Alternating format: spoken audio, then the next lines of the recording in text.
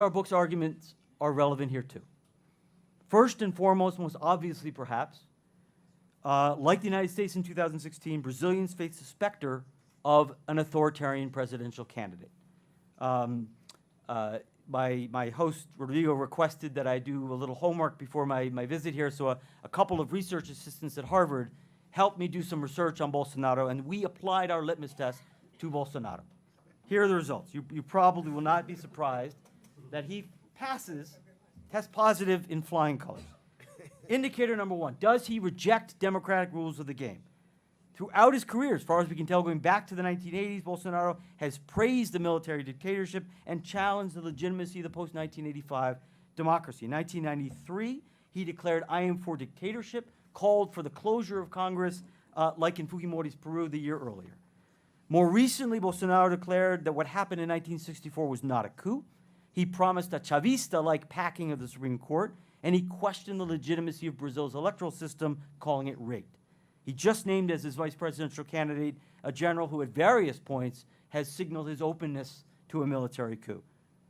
So not only has Bolsonaro rejected democratic rules of the game, but he's actually done so in a way that is more open and more egregious than Erdogan, than Fujimori, than Chavez, than Orban. None of those guys openly embraced dictatorship. Okay, so he passes that one. Check that box. Indicator number two, toleration or encouragement of violence. In 1998, Bolsonaro said the military should have killed 30,000 people, including Fernando Henrique Cardoso. He's encouraged the extrajudicial police killing of suspected criminals. He has embraced death squads in Rio de Janeiro. He's justified the extrajudicial killing of 19 farm workers in Pará in 1996. Indicator number three, denying the legitimacy of one's partisan rivals. Bolsonaro has called President Cardoso a corrupto who should have been killed during the dictatorship. He calls Lula a criminal, wants to imprison him, and says he, if in government, will treat the MST as terrorists. Indicator number four, a willingness to curtail the civil liberties of opponents. Bolsonaro has repeatedly endorsed the use of torture and extrajudicial killing, including against leftist politicians and activists. So Bolsonaro is a thoroughly authoritarian figure.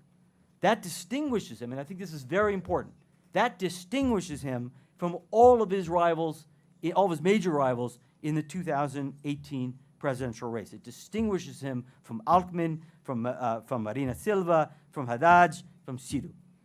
My host also requested that I do a little research on these other candidates, and we did. None of them show up on this litmus test. Ciro Gomes, from the best of my research, has a big mouth. But we found no evidence of authoritarian tendencies. Being hot-tempered and being offensive is not the same thing as being authoritarian. Taking bribes, as Lula allegedly did, is not the same thing as being authoritarian. This is very important. Center-left politicians, even corrupt ones, do not generally threaten democracy. Authoritarian candidates do threaten democracy. So Brazil may be headed to one of those critical moments that Lins wrote about, when political and economic elites may have to choose, may be forced to choose between their short-term political and policy goals and the long-term defense of democratic institutions. And the overwhelming lesson of my research is that Brazilian elites should resist the temptation to back Bolsonaro under any circumstance, under any second-round scenario you can imagine.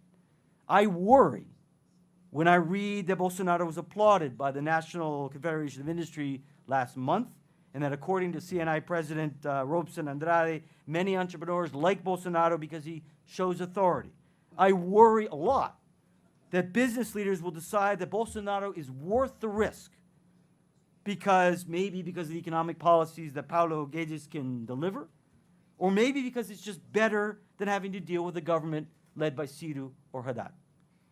This is the historic mistake that Italian liberals made. It's the mistake that German conservatives make. It's the mistake that U.S. Republicans are making today.